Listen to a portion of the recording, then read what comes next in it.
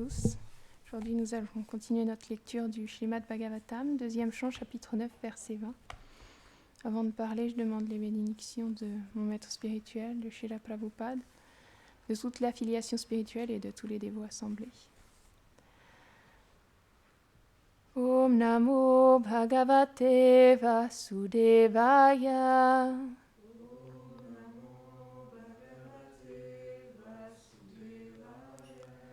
Om Namo Bhagavate Vasudevaya.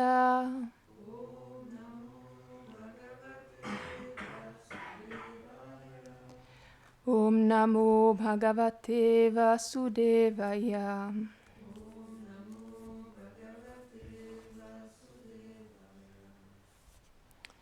Shri Bhagavanu Vacha Dvayaham Toshita Samyag Veda Garbhashi Shri Kshaya Chiram Bhritina Tapasa Dushto Shakuta Yoginam. Le glorieux Seigneur parla. Ô Brahma, toi qui es le recueil même des Védas, je suis intensément satisfait avec tes austérités pratiquées, avec la noble intention de créer l'univers, alors que l'adoration et les prières des prétendus yogis ne peuvent jamais me satisfaire. Commentaire. D'après Srila Vishwanath Chakravarti Thakur, les mots Veda Garbha signifient que Brahma comprit pleinement les Védas par la grâce du Seigneur et qu'il les transmit à d'autres. Shri Kshaya indique qu'il entreprit des pénitences pendant un long moment afin de créer l'univers. Ces austérités comblèrent le Seigneur parce qu'elles n'avaient pour seul objectif que de lui plaire, alors que les yogis font des ascèses afin d'atteindre un but intéressé. Qui font des ascèses afin de but... Je vais recommencer la phrase. Ces austérités comblèrent le Seigneur parce qu'elles n'avaient pour seul objectif que de lui plaire, alors que les yogis qui font des ascèses afin d'atteindre un but intéressé ne peuvent le satisfaire de la même manière.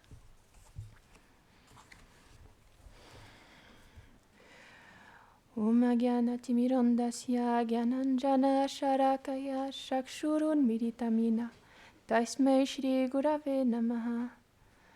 De Shri Krishna Chaitanya Prabhu Nityananda Shri Advaita Gadadhara Shri Vasari Gora Bhakta Vrinda.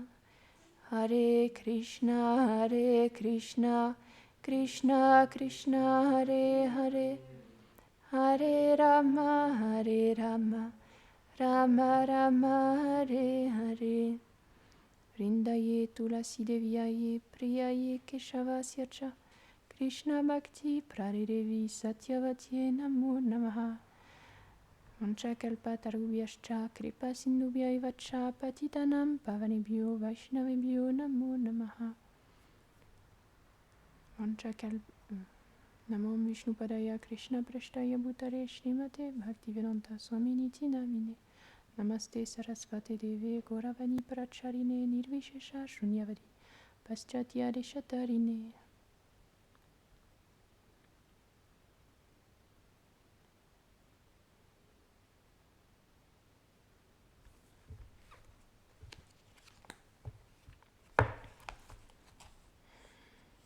Ça montre à quel point l'intention elle est importante dans tous les actes qu'on entreprend, surtout dans la vie spirituelle.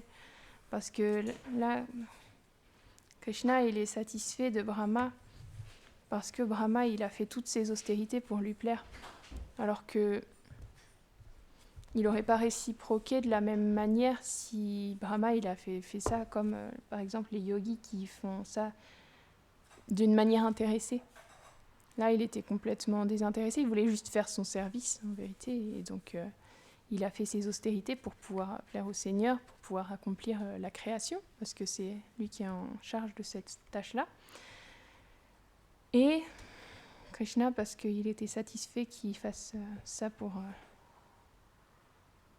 son plaisir à lui, eh bien, il a réciproqué, il lui a dévoilé le monde spirituel. On peut voir que dans la Bhagavad Gita aussi, c'est ce qu'il lui dit, c'est ce qu'il dit à Arjuna finalement. Quoi qu'il fasse, il doit le faire pour Krishna, et puis ça rendra chacune de ses actions victorieuses finalement. Et c'est l'essence de tout ce qu'on apprend en fait, parce que c'est la nature véritable de l'âme, et toutes les austérités qu'on fait dans notre voie spirituelle, elles doivent être finalement ultimement destinées au plaisir de Krishna, parce que c'est ça qui se rapproche de plus de ce qu'on est véritablement. On peut voir que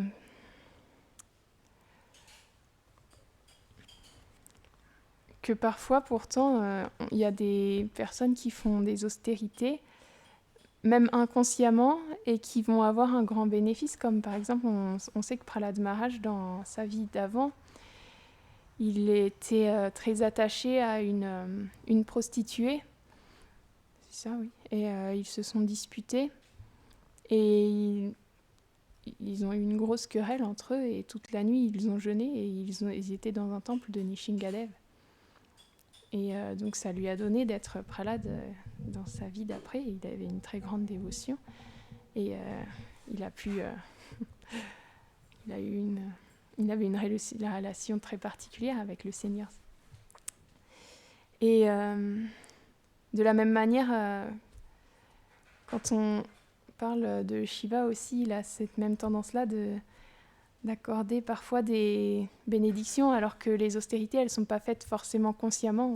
On a déjà aussi entendu cette histoire sur Shivaratri, parce que il y avait un roi, il s'appelait Chitrabhanu Maharaj, et il respectait ce Shivaratri, et un jour, il y a un brahmana qui lui a demandé pourquoi, quelle était la raison qu'il respecte ça. Il lui a expliqué que dans une de ses vies passées, c'était un chasseur. C'était un chasseur, et il avait une façon de chasser particulière, parce que la manière de chasser, il chantait, il avait une voix très mélodieuse, il chantait, ça attirait les animaux et il les tuait comme ça. Et il soutenait sa famille de cette manière-là, en vendant les cadavres des animaux qu'il avait tués. Et sauf qu'un jour, il avait juste tué un cerf dans la journée, et il n'arrivait pas, ça marchait pas ce jour-là. Il était juste, il n'arrivait pas à avoir plus que ça. Donc il est resté longtemps, jusqu'à tard le soir. Et en plus, il a commencé à y avoir de l'orage, il pouvait plus rentrer chez lui, donc il est allé dans un arbre. Et il était vraiment dépité. Et il a commencé à pleurer, et puis il pleurait comme ça, et il prenait les feuilles de cet arbre, qui était un arbre un arbre de bêle, c'est ça, et donc il prenait les feuilles de cet arbre, et il disait « Oh non, je peux pas encore rentrer, je peux pas ». Et puis il pleurait, et puis sauf qu'en dessous de l'arbre, il y avait un Shiva Lingam, c'est ça qu'il savait pas. Donc en fait, il offrait des fleurs à Shiva, et il le baignait de ses larmes. Et toute la nuit, il a veillé comme ça, il a jeûné, et donc dans sa vie suivante, il est allé...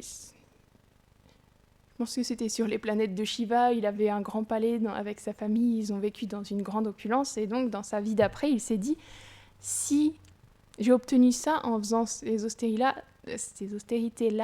sans en avoir conscience, alors à quel point je peux atteindre plus en faisant ça en toute conscience. Bien sûr, lorsqu'on fait des austérités, nous, c'est pas...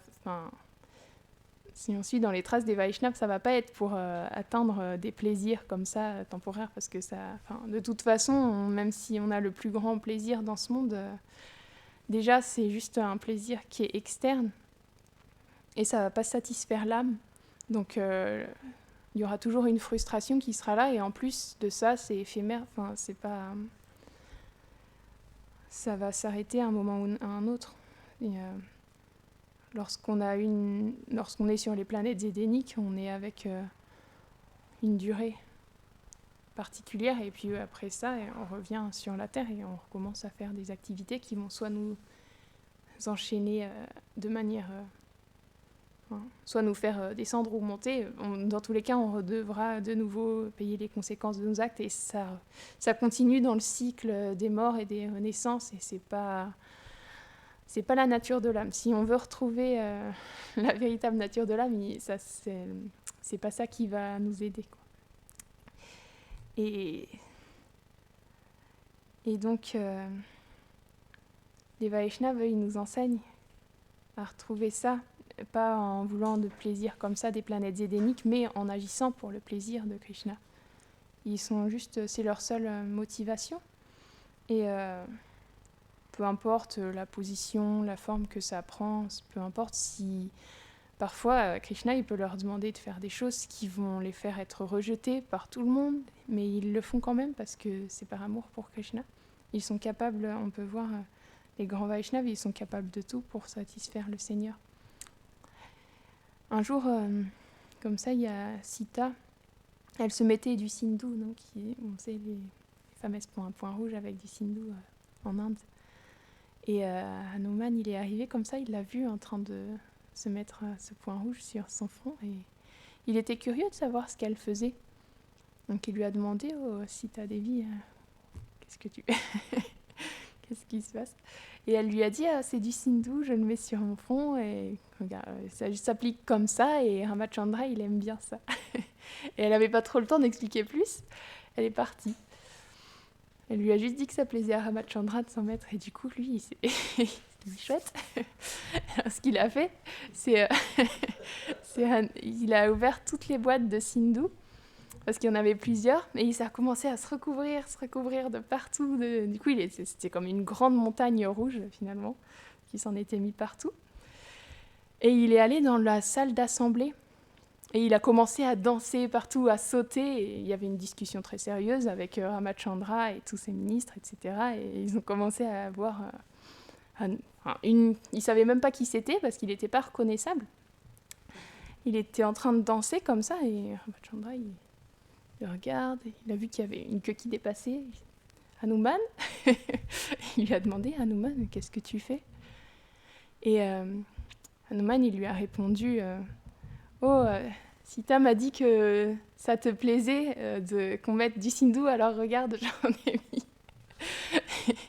Et Ramachandra, avec des larmes dans ses yeux, il a dit, voyez, regardez ça c'est de la dévotion.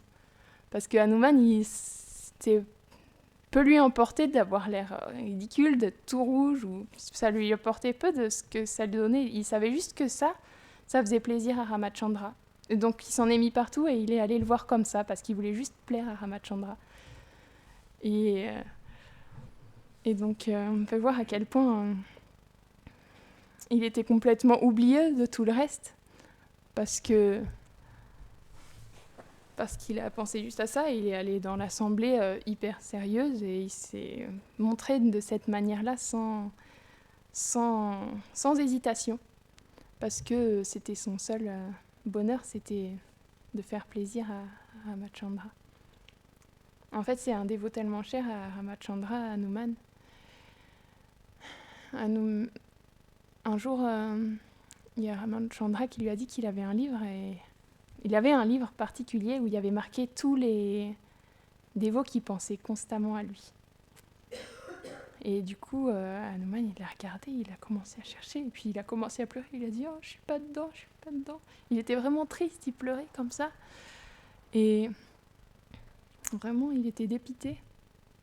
Et après, quand il l'a vu comme ça, Ramachandra, il lui a dit « Mais en fait, j'en ai un autre. J'ai un deuxième, mais c'est pas le même. Celui-là, c'est tous les dévots à qui je pense constamment. » Et il lui a montré, et il y avait marqué Hanuman dedans.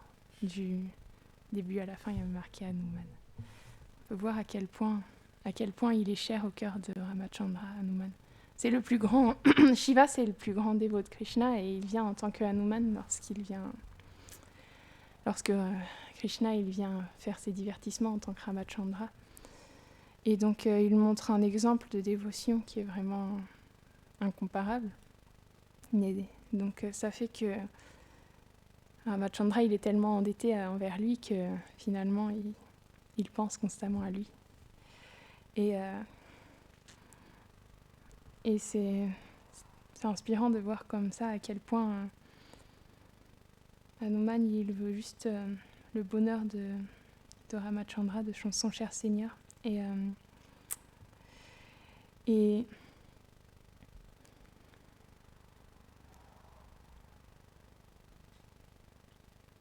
tout ce qu'il a, toutes ses capacités, il les utilise pour servir Ramachandra. Parce qu'il a des très grandes capacités, parce qu'il est... Dû à sa naissance particulière et dû aux circonstances de sa naissance, il s'est fait bénir par tous les devas. Et donc, il a des très grands pouvoirs, même s'il les a oubliés temporairement, parce que quand il était jeune, c'est un singe en plus, donc il faisait plein de bêtises. Il embêtait beaucoup les sages, et les sages, ils lui ont dit qu'il oublierait toutes ces capacités-là qu'il avait, jusqu'au moment où il en aurait besoin. Et bien sûr, il en a eu besoin pour aider au service de Ramachandra. Et c'est à ce moment-là qu'il a pu vraiment tout utiliser pour lui faire plaisir à lui. Il a pu retrouver Sita qui était à Lanka. Il a brûlé Lanka, bien sûr, ça c'était... Il a craint même, une fois qu'il avait mis le feu à toute la ville de Lanka, il a eu un moment où il a eu peur d'avoir mis dans une situation dangereuse Sita, mais il a été rassuré pour... Après, on l'a rassuré, on lui a dit que Sita était saine et sauve. Et il a combattu aux côtés de Ramachandra et jusqu'au bout, il l'a servi comme ça. Et il est juste absorbé dans ses gloires, en fait. Et dans ses divertissements et dans son amour. Et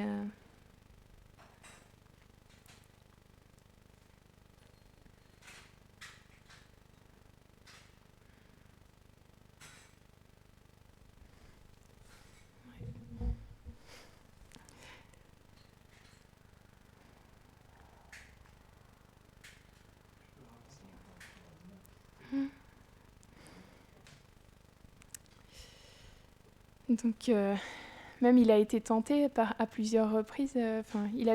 Lorsqu'il a traversé l'océan en allant à Lanka, il a fait ce bond-là, parce que c'était le seul qui pouvait faire le bond jusqu'à Lanka et revenir, parce qu'il n'y avait aucun autre moyen d'y accéder. Il n'y avait pas de pont, c'était pas possible de le traverser autrement.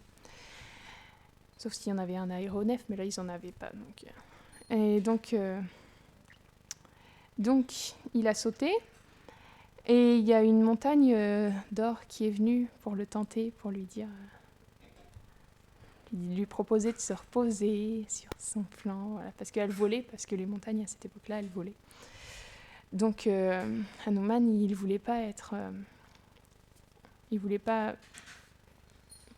retarder son service, il était juste concentré sur ça. Bien sûr, il a respecté la montagne, il l'a touchée avec sa tête, il l'a respectée, mais il n'a pas accepté cette proposition, il était juste concentré sur le fait d'atteindre Lanka pour trouver Sita. Et ensuite, il a aussi croisé c'était une Rakshasi, une démone qui était sous l'eau sous la forme d'un monstre marin un peu. C'est un énorme démon, monstre marin. Et elle avait obtenu la bénédiction qu'elle pouvait avaler tout ce qui passait au-dessus d'elle, sauf qu'Hanuman est passé au-dessus d'elle. Et il a utilisé un stratagème pour pouvoir la battre, c'est que il a commencé à défier son ego et à devenir plus grand. Et donc elle ne pouvait pas le manger, donc du coup elle aussi elle a grandi. Et lui il a encore grandi, et elle a encore grandi, et ainsi de suite. Et finalement, au bout d'un moment, il a repris une forme toute petite, et du coup quand elle l'a gobé, il a pu passer entre ses dents pour pouvoir sortir. Et donc, il y a plein de messages aussi derrière ces différentes tentations et ces différents défis qu'il rencontre Hanuman dans son chemin, parce qu'on peut voir comment il s'en est sorti, c'est en devenant le plus petit. C'est pas en montrant sa grandeur qu'il s'en est sorti, c'est juste en devenant le plus petit et en respectant et en sortant. Parce que comme ça, elle avait obtenu ce qu'elle voulait, parce qu'elle avait avalé d'une certaine manière. Mais lui, il pouvait continuer son service parce qu'il était devenu petit, donc ça symbolise aussi l'humilité. Contrairement à cette bataille de faux égos qui avait eu lieu au départ. Et c'est comme ça qu'il a pu continuer son chemin. Et il y a aussi une sorcière, à un moment, qui a attrapé son ombre. Lorsqu'il était encore en chemin, il n'était pas encore arrivé, elle s'est saisie de son ombre. Et cette fois, pour s'en sortir, Hanuman, il a dû... il est encore devenu tout petit et il lui a déchiré le cœur et pour pouvoir continuer son chemin. J'ai un léger doute pour ce qu'elle représente, cette sorcière. Je pense que c'était l'envie ou quelque chose comme ça. Mais donc, encore une fois, il est allé avec humilité, puisqu'il a pris cette taille minuscule, et puis il a déchiré son cœur. Et il est arrivé à Lanka. Et je ne me rappelle plus exactement de la confrontation qu'il a eue avec la déesse qui s'occupe de garder Lanka. Donc je ne peux plus vous la raconter, mais je sais que finalement il est rentré et il a cherché Sita partout. Il a eu du mal à la trouver parce que au départ il cherchait Sita parmi les épouses de Ravan, donc dans sa chambre. Et au bout d'un moment il s'est dit que c'était évident que ça pouvait pas être, qu'elle ne pouvait pas être ici, parce que Sita jamais elle aurait pu dormir comme ça aux côtés de Ravan. Elle était trop fidèle à Ramachandra. Et donc finalement il a réussi à la trouver. Elle était dans un jardin avec des arbres d'Ashoka. Et elle pleurait constamment. Elle était harassée elle était maltraitée par les Rakshasi qui la tourmentaient, et Ravan qui essayait de faire pression sur elle pour obtenir ce qu'il voulait d'elle. Mais elle était simplement... elle regardait même pas Ravan, elle attendait que Ramachandra vienne. Et elle était fixe aussi dans sa dévotion. Peu importe les tourments auxquels elle faisait face, c'était sa seule pensée, elle était dirigée vers Ramachandra. Et donc, lorsqu'ils sont partis, Hanuman, il s'est dit que si jamais il se montrait comme ça, elle douterait de lui, elle penserait qu'il serait peut-être envoyé par Ravan. Et donc, ce qu'il a fait, c'est qu'il s'est caché dans un arbre, il a commencé de chanter les gloires de Ramachandra. Et c'est comme ça qu'elle a pu venir voir Hanuman, et qu'elle a pu lui parler. Et il lui a donné un bijou que Ramachandra lui avait donné. C'était une bague.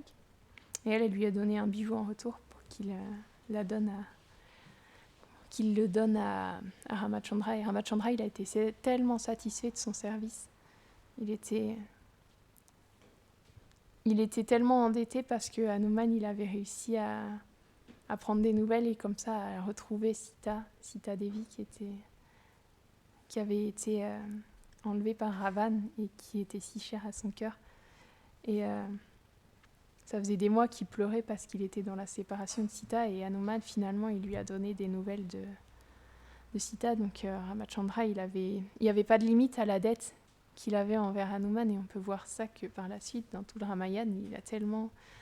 on peut voir comme l'histoire que je viens de raconter, il a tellement d'amour pour lui. Et Et donc, pour conclure, on peut voir à quel point toutes les austérités que les purs dévots ils entreprennent, comme ce qu'on a lu là, comme Brahma qui entreprend des austérités simplement pour satisfaire le Seigneur. Hanuman, de la même manière, il a fait des austérités simplement pour satisfaire le Seigneur, et c'est ça la véritable richesse finalement. Tout le reste, ce sera balayé. Mais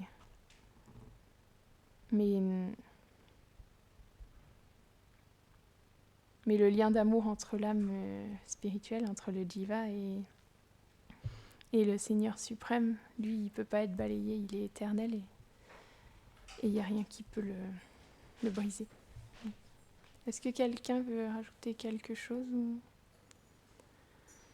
Jai Shrimad Bhagavatam ki Jai.